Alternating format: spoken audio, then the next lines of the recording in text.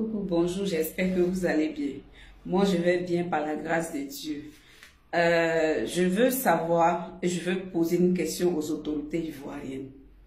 Vous avez mis dans l'armée ivoirienne, vous avez recruté un masse de personnes pour mettre dans l'armée ivoirienne. Vous avez mis des caméras partout. Vous avez créé des brigades par-ci, par-là. Mais tout cet arsenal-là, la question qu'on veut vous poser aujourd'hui, c'est quoi? Pourquoi vous n'arrivez pas à assurer la sécurité des Ivoiriens? Pourquoi les Ivoiriens sont-ils pas en sécurité dans leur propre pays? Alors qu'on nous parle des forces d'ordre, des forces qui sont des métiers de l'ordre.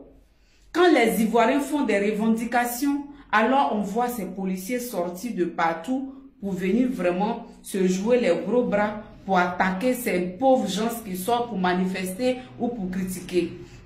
Mais le problème, c'est quoi? C'est qu'aujourd'hui, ce que nous avons remarqué, c'est que quoi? Du côté de Daloa, désolé, ce que nous avons remarqué, c'est que du côté de Daloa, mon frère Oximo a fait une vidéo et ça circule sur la toile. Ils ont une nouvelle méthode maintenant. Ils vont dans les domiciles des gens, des parents, et ils se font passer soit pour des personnes qui sont en aide, qui ont besoin d'aide, ils font des grimaces. Donc quand tu sors pour venir voir ce qui se passe dehors, on t'attrape, on t'exécute. Mais la population n'est pas en sécurité. Les Ivoiriens ne sont pas en sécurité. Vous avez pris le pouvoir que pour vous protéger, vous et vos familles, vous et vos enfants. Sinon, le citoyen lambda ivoirien n'est pas en sécurité. Nous avons vu le mois passé une maman du côté de Koumassi qui a perdu 2 de ses enfants immédiatement dans les mêmes moments, dans les mêmes instants. Mais ça peut rendre fou, ça peut rendre folle. Mais la population n'est plus en sécurité en Côte d'Ivoire. Non seulement vous faites dormir le peuple au cimetière, vous cassez les maisons des citoyens, des Ivoiriens, vous brûlez le marché qui leur sert de business, de commerce. Ces personnes-là se retrouvent sans sous, sans ressources, sans domicile. Et pour couronner le tout, vous les éliminez encore dans les petites maisons qu'ils ont comme abri de sécurité. L'insécurité partout.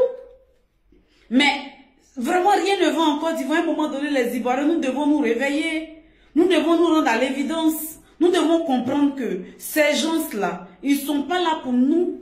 La sécurité, au niveau même d'Abidjan, ça n'existe pas. Quand nos parents, ils empruntent les taxis compteurs ou des taxis communaux ordinaires, mais ils sont agressés même dans les taxis, ils se font enlever dans les taxis, les gens disparaissent, se volatilisent dans la nature. C'est de ça que nous parlons.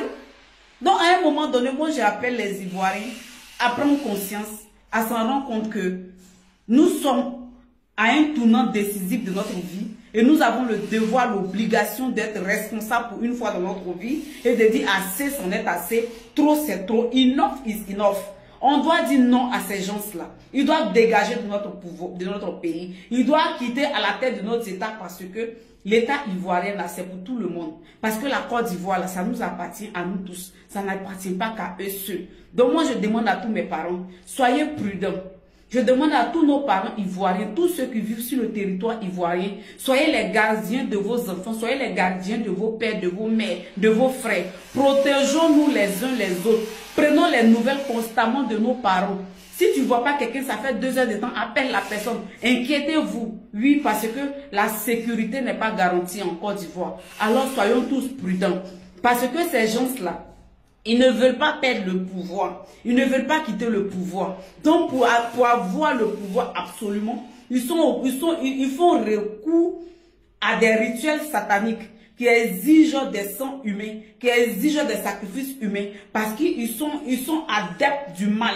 Ils sont adeptes du vaudou. Ils sont adeptes du satanisme. Ils sont adeptes du vampirisme.